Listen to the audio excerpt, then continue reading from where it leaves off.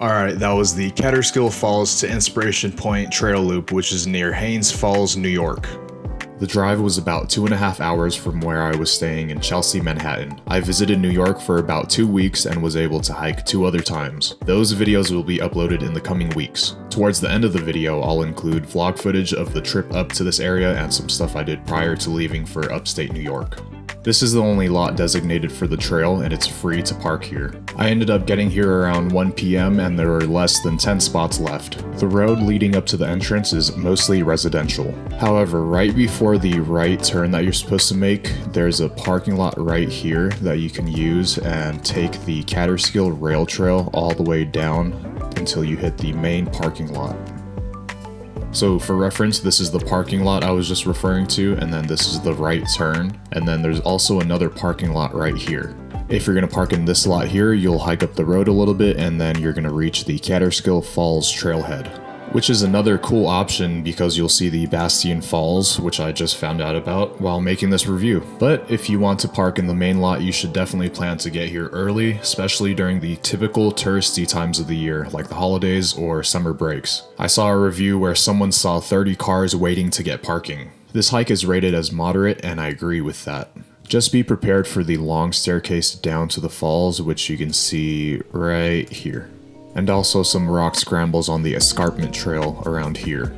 I did the whole loop as you can see, but if I were to redo this hike, I'd skip most of the Yellow Horse Trail and cut through here in order to get to the Inspiration Point area. I'd rather hike this part of the Yellow Horse Trail and make a loop out of it rather than doing an out and back of just using the Escarpment Trail because the Yellow Horse Trail is much simpler. Parts of the trail were really muddy and I even slipped a few times. So be aware of the weather when you go and maybe wear a pair of waterproof boots or gaiters so you keep dry.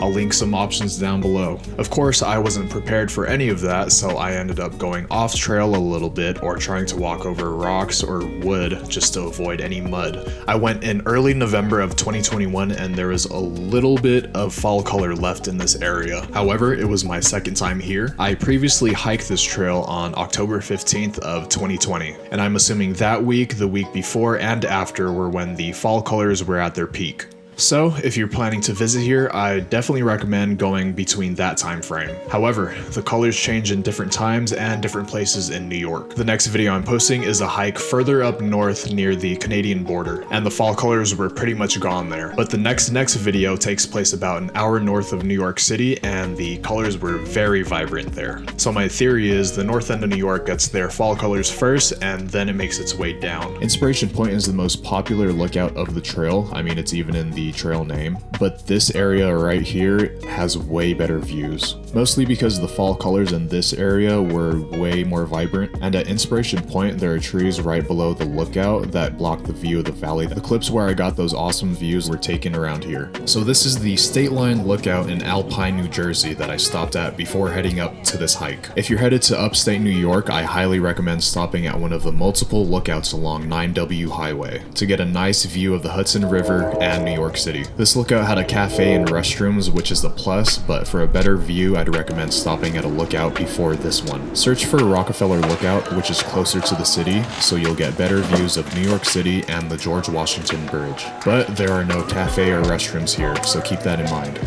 Alright, so time for some vlog footage. This was my 5 a.m. ride from Monterey to the San Francisco airport. Funny enough, my driver actually said that I could take the whole back row and lay down and take a nap since I was the only passenger. It was like he was reading my mind. And here I'm having some breakfast at the airport, and here's some footage of my plane ride to New York. I was running on no sleep, and lucky for me, I can't sleep on planes. Being that I am a taller than average American male, the ergonomics of coach seats in an airplane were not made for me. Luckily, there was nobody sitting in the middle seat, so that was nice. I also had some good conversations with the man at the end of the row, and he actually gave me a ride to a subway station, which saved me some time and money, so shout out to him. Alright, still running on no sleep, here I am grabbing dinner and drinks with an old college buddy of mine. I also stayed at his place in Chelsea for the night, so shout out to you too, Steven. Then I headed out the next morning. And that's all for now. Please like the video and subscribe if you haven't already. You can also support me by clicking on the affiliate links in the description below. And even if you don't purchase any items, clicking the links will still help me out. Also, please share this with someone you want to go on this hike with and let me know how it goes. Thanks for watching and supporting, and I'll see you in the next one.